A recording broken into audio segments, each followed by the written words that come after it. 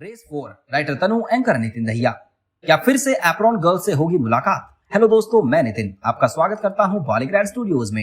Race 4 की हमारी कहानी में एक पॉपुलर कपूर फैमिली, जिसमें मेन लेडी एक एक्ट्रेस है और मैन एक बिलियनियर बिजनेसमैन, और उसके दो बेटे हैं, प्रेम कपूर और रणवीर कपूर, जिसके ब्रोमांस और ब्रदरहुड ने लोगों को उनका फैन बना दिया।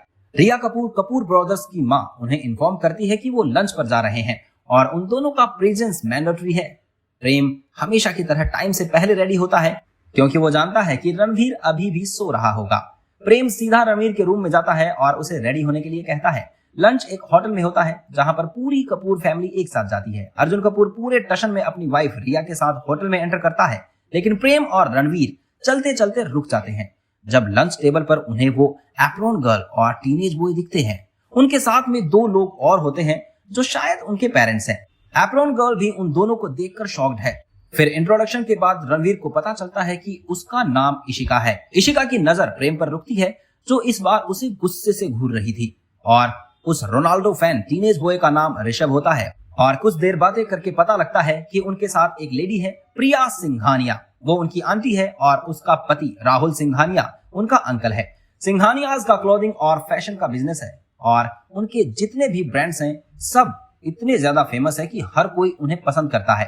पूरे लंच में बिजनेस, फिल्म इंडस्ट्री और पॉलिटिक्स की बातों से रणवीर हमेशा की तरह बोर होता है, लेकिन इशिका और प्रेम के इशारे रणवीर को एंटरटेन करते हैं। इतना तो पक्का है कि ये दोनों एक दूसरे को पहले से जानते हैं। लंच खत्म होता है और अडल्ट्स बच्चों को फन करने के लिए भेज देते हैं। वहां से निकलते ही ऋषभ कहता है, अगर रोनाल्डो दाव पर नहीं लगा होता तो मैं यहाँ कभी ना आता। इशिका बड़ी बहन की तरह उसे ढंग से बिहेव करने को कहती है। इस सब में रणवीर का प्लान कुछ और ही होता है, इसीलिए वो ऋषभ से फुटबॉल के बारे में बातें करते करते उसे वहां से ले जाता है। इशिका और प्रेम जैसे ही अकेले होते हैं, वो इशिका को सबकी नजरों से दूर ले जाता है और वहां जाते ही इशिका कॉन्फेस शुरू कर देती है। आई नो सर, ऐसा लग रहा है कि मैंने कोई झूठ बोला है, पर ट्रस्ट मी, मुझे भी कुछ दिनों पहले ऐसा ही पता चला है कि प्रिया सिंघानिया और राहुल सिंघानिया मेरे अंकल आंटी हैं। मैं जब आपकी सेक्रेटरी बनी उस वक्त मुझे भी ये सब पता नहीं था। लेकिन प्रेम की नजर इशिका के ब्यूटीफुल चेहरे पर रुकी रहती है और तभी पीछे से रणवीर आकर कहता है, सेक्रेटरी ब्रो, सीरियसली इतनी ब्यूटीफुल सेक्रेटरी हायर कर ली है और मुझे इन्फॉर्म करना जरूरी नहीं समझा? तो उसके पीछे से ऋषभ आकर कहता है, ओ हेलो बॉस हो या बॉस का भाई, अगर मेरी बहन के बारे में कुछ बोला तो मुझे बहुत गंदी गालियां आती हैं, कान से खून निकाल दूंगा। इशिका अपने भाई के मुंह पर हाथ रखकर उसे चुप कराती है और तब प्रेम अपने भाई को बताता है कि इशिका ने कुछ वक्त पहले ही सेक्रेटरी की जॉब शुरू की थी। लेकिन प्रेम का सवाल ये है कि वो अचानक एक गरीब लड़की से सिंघानिया फैमिलीज का पार्ट कैसे बन गई। इससे पहले कि इशिका जवाब दे, ऋषभ उसका हाथ हटाकर कहता है, हम नहीं जानते, पता नहीं कहां से कुछ अमीर लोग आए और बोले कि हमारा बिछड़ा हुआ परिवार है। क्या कोई सोप ओपेरा चल रहा है क्या?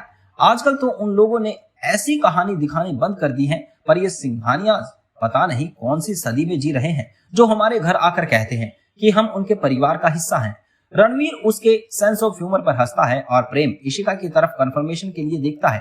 प्रेम जानता है कि सिंघानिया ग्रुप एंड कंपनीज के रियल ऑनर की अचानक डेथ हो गई थी, जिसके बाद ये बिजनेस छोटे भाई राहुल सिंघानिया के हाथ लगा। लेकिन राहुल और प्रिया दोनों ही बिजनेस वर्ल्ड में ट्रस्टवर्दी नहीं है और ये बात हर कोई जानता है। तो उसकी न्यू सेक्रेटरी जो उसे पसंद आने लगी थी, उसका अचानक उन सिंघानिया से रिलेटेड होना प्रेम को खटक रहा था। तो ऐसा क्या है जो इशिका छुपा रही है? जानने के लिए देखिए हमारा अगला वीडियो। धन्यवाद।